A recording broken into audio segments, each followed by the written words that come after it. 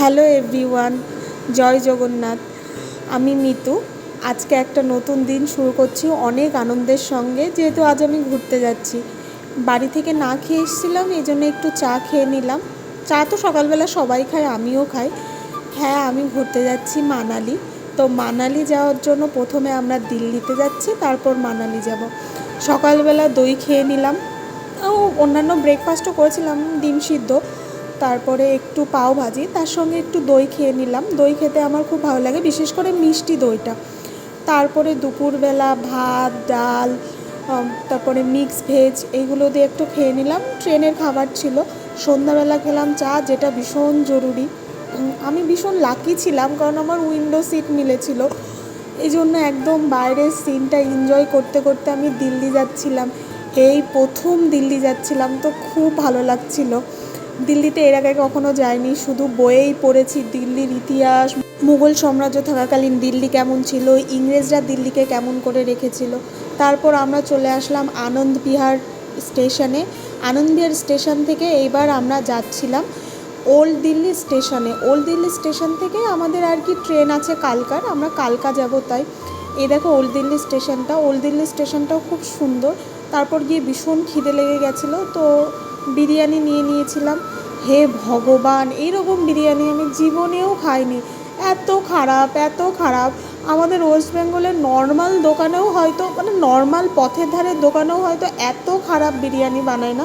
তবুও খিদের চোটে খেয়ে নিলাম।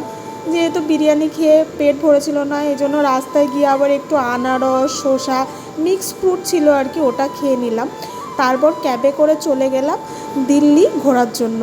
আসলে আমাদের হাতে অনেকটা সময় ছিল, এই জন্য ঘুরতে বেরিয়েছিলাম। যেহেতু ট্রেনটা একটু রাতে ছিল, তো আমাদের হাতে 6 থেকে 7 ঘন্টা সময় ছিল।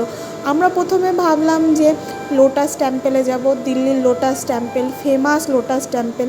তারপরে গিয়ে লোটাস টেম্পেলে যখন পৌঁছালাম, কি সুন্দর জায়গাটা, এত গাছপালা, এত গ্রিনারি। দিল্লিতে গ্রিনারি দেখা যায় না, কিন্তু এখানে প্রচুর গ্রিনারি।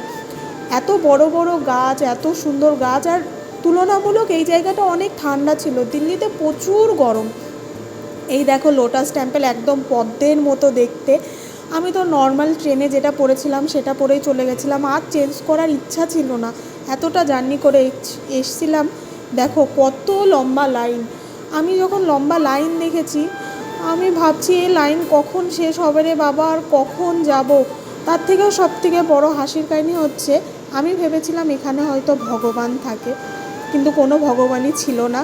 এখানে জাস্ট ফর মেডিটেশন লোকে যায়। তারপরে বাইরে এসে ওটাই আলোচনা করছিলাম আর কি, কোনো ভগবান দেখতে পেলাম না। তারপর ভীষণ গরম ছিল, এই জন্য ডাবের জল একটু লস্যি খেয়ে নিলাম। আমি ভাবলাম লোটাস টেম্পেলে হয়তো মা লক্ষ্মী কিংবা বিষ্ণুর মূর্তি থাকবে। হে ভগবান, গিয়ে দেখি কিছুই নাই, শুধু মন্দির। তারপরে ফিরছিলাম, ফেরা বলতে এইবার আমরা যাচ্ছি লালকেল্লায়। যদিও লালকেল্লা ততক্ষণে বন্ধ হয়ে গেছিলো, বিকাল 4টে পর্যন্তই খোলা থাকে। তবুও আমরা ভাবছিলাম যে এসছি যখন, বাইরে থেকে একটু ঘুরে যাই। তারপর গিয়ে দেখি ওখানে কত লোকের ভিড়। আসলে আমরা 29শে মার্চ গেছিলাম দিল্লিতে, ওই দিন শিখ সম্প্রদায়ের কোনো একটা ফাংশন ছিল ওখানে।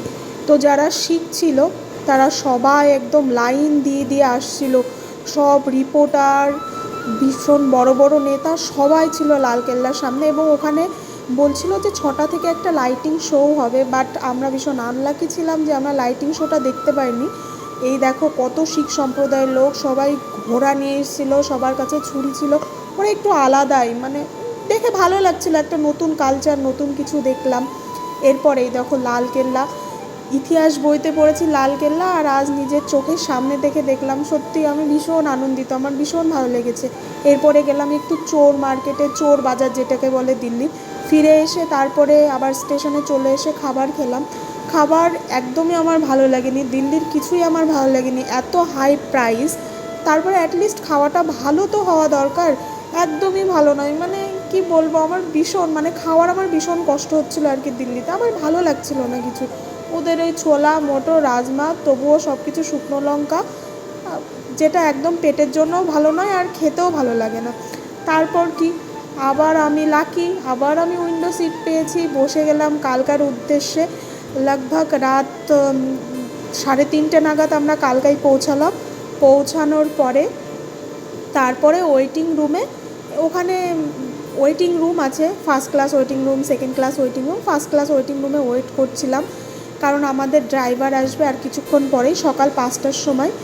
তো তক্ষরের কৃপায় জার্নিটা খুব হ্যাপিলি এবং সেফলি কাটলো। কাল থেকে আমরা চলে যাব সিমলায়। সিমলায় গিয়ে কি করলাম, সিমলা থেকে মানালি কিভাবে গেলাম, কি আনন্দ করলাম, তো তোমাদেরকে সব দেখাবো। তো ঈশ্বরের কৃপায় সবাই ভালো থাকো, সবাইকে ভালো লেখো। গুড বাই, আবার দেখা হবে, টাটা।